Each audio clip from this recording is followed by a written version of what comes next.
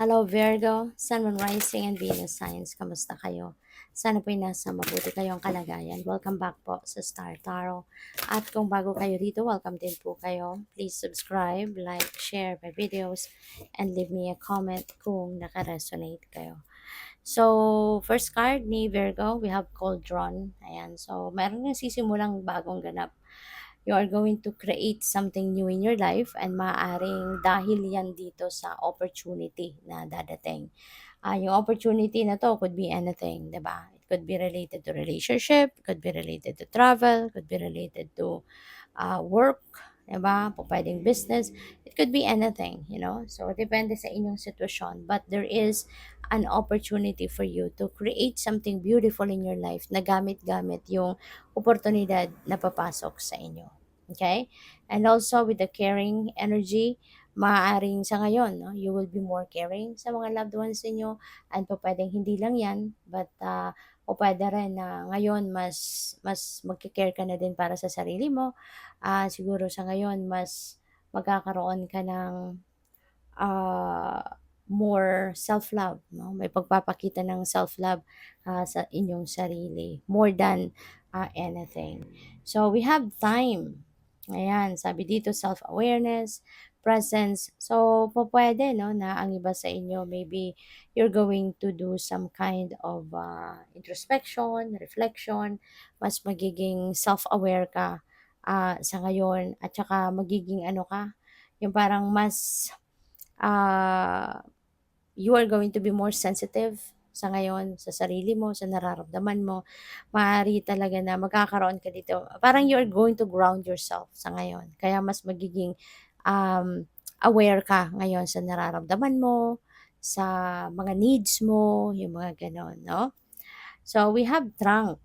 Ayan, stability, loyalty, reliability. So, feeling ko dito, no, this is about career, trabaho, yes, finances. So siguro sa ngayon mas ano ka, mas mag-e-effort ka sa ngayon na magkaroon ng stability, no, yung inyong money, career, and finances. And pwede rin, no, na pati relationship. Kaya magkakaroon din kayo ng pagpapakita ng loyalty. Maaring mapapatunayan mo ngayon sa person mo, 'di ba? Yung inyong loyalty sa kanya, yung gano'n at yung reliability din kumbaga 'no. So, good for you. Tignan natin kung ano pa ang ganap, and by the way, maraming salamat for subscribing, and if you haven't subscribed yet, subscribe na kayo, and also maraming salamat din for not skipping the ads. Malaking bagay po yan sa akin, and also please click the join button sa baba ng video kung gusto po ninyo na mag-join kayo sa membership. Okay? Salamat po. Heal yourself to heal the world. That's very true. Kasi how are you going to help other people na mag-heal sila kung yung mga sarili mong sugat, 'di ba, hindi mo din magawang matulungan na mag-heal ito. Kaya kailangan na gawin mo muna 'yon sa sarili mo so that you can also help other people heal their burdens, no? So, what else? We have a spiritual hug. Oh, that is so sweet, no? Siguro ramdam mo ngayon yung pagmamahal sa iyo ng universe, pagmamahal sa iyo ng Panginoon, ng spirit team mo, and maaari, no, na marami kang blessings kasi na matatanggap or natanggap, no? Kaya ramdam na ramdam mo yung pagmamahal sa iyo ng universe, no? At saka for some of you, maaaring nasa sitwasyon kayo na medyo may challenges na pinagdadaanan. Pero despite that, siguro ramdam ninyo na kahit may problema ka, kahit may pinagdadaanan kang medyo mahirap-hirap, ramdam mo yung gaan. No, ramdam mo pa rin na magaan ang pakiramdam mo, even though alam mo na may mabigat ang problema. Kasi yung parang nandiyan, no, ramdam mo yung Panginoon, ramdam mo yung mga spirit guides mo, yung angels mo, yung ancestors mo, na nandiyan sila, no? Tinutulungan ka, nandiyan ka, ramdam mo na pinoprotektahan ka, yung gano'n, no? So, what else? We have natural healing power. So, maaaring magkadikit or magka ano to, related ito sa bawat isa. Yung heal yourself to heal the world. kasi meron ka din palang natural healing power. So, parang ikaw ngayon siguro yung, parang conduit or ikaw yung, um gagamitin ng universe na kasangkapan, 'no, para magpadala siya ng kanyang healing powers, ng kanyang healing energy, sa mga tao, 'no. Kaya maaari 'no, naramdam mong ikaw ay isang healer, maaring ramdam mo na ikaw ay nakakatulong. Maaaring marami ka ng baka nagawa mo na 'to, eh, 'no, na marami kang taong ang buhay, nababago ang buhay, nababago yung kanilang mga pananaw sa buhay, nakaka-inspire ka, nakakatulong ka sa mga tao na gumaan ang kanilang mga pakiramdam. Siguro by the way of, mga advices ninyo, mga ganyan, ano, or kahit anuman ang pamamaraan ninyo ng pagtulong sa iba. Maybe that is helping other people to be somehow heal kung ano man ang kanilang bigat na nararamdaman, no? So, tignan natin kung ano pa ang mga mensahe para sa'yo.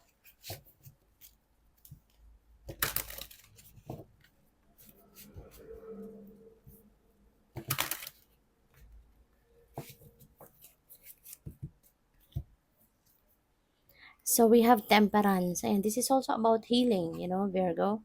So, alam mo, siguro, ano ka, it's either ikaw talaga yung ngayon you are going to embrace that healing powers, para na mag-heal ka ng iba, o pwede rin talaga na meron ka ding mga sitwasyon sa ngayon na that needs healing, 'di ba?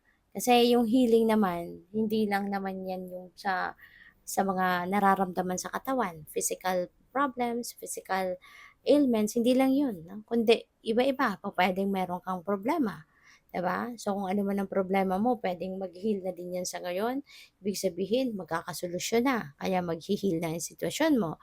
Pupuwedeng financial problems, 'di ba? Kung medyo nahihirapan sa pera ang iba sa inyo, yung healing na 'to could also resonate doon sa financial problem ninyo. So, maaaring, very soon magkakaroon ka na din ng financial breakthrough at, masosolusyunan mo na din yung problema sa finances, yung mga gano'n ba, 'no?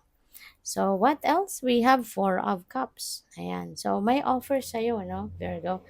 Merong offer, ang iba sa inyo rito, pero parang hindi mo napapansin, eh, 'no? Nakatalikod ka dito sa ano ba 'to, parang parang pato 'no, parang duck siya pero I don't know, I'm not sure. Pero maaaring meron kang offer na hindi mo pinapansin or maaaring hindi mo lang talaga, hindi mo parang intentionally siguro na hindi mo pinapansin ano, kasi maaaring nasa ibang bagay ang isip ninyo. Parang hindi kayo willing sa ngayon na tumingin sa kahit anumang mga offers na dumadating kasi maybe you are focusing on yourself, 'no, yung gano'n ba? Parang wala kang wala kang nakikita, parang gano'n 'no, nagbubulag-bulagan 'no, puwedeng gano'n ang ganap dito. Kasi baka ang iba sa inyo may mga disappointment siguro. So 'yun, yung parang hindi ka pa nakaka-get over do'n sa mga disappointments mo kaya parang wala kang pinapansin sa ngayon na kahit anuman bagay 'no. But this could be a heads up para sa'yo, Virgo, na tingnan ninyo, buksan ninyo ang inyong mga mata kasi you never know, baka yung mga nasa paligid mo, you know, nandiya diyan na yung oportunidad, 'di ba? Nandiya diyan na yung, maaaring nandiya diyan at kumakatok na yung opportunity sa inyo. Sayang naman, 'cause that could be the breakthrough na hinihintay ninyo, 'di ba? So, what else? We have the King of Wands, ayan. So, si King of Wands, this could be, um, leadership role. 'No, maaari na yung offer sa'yo 'no.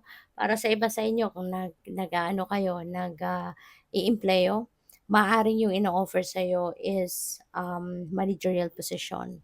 Pero yun nga, baka hindi mo type ito or maaaring dinidedma mo lang for whatever reason ano.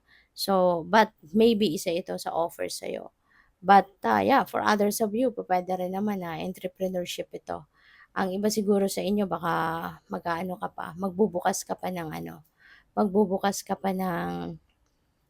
panibagong, magbubukas ka ng panibagong negosyo or maaaring additional na negosyo, 'di ba, yung gano'n. So, maybe ang iba sa inyo pupuwedeng nagtatrabaho kayo,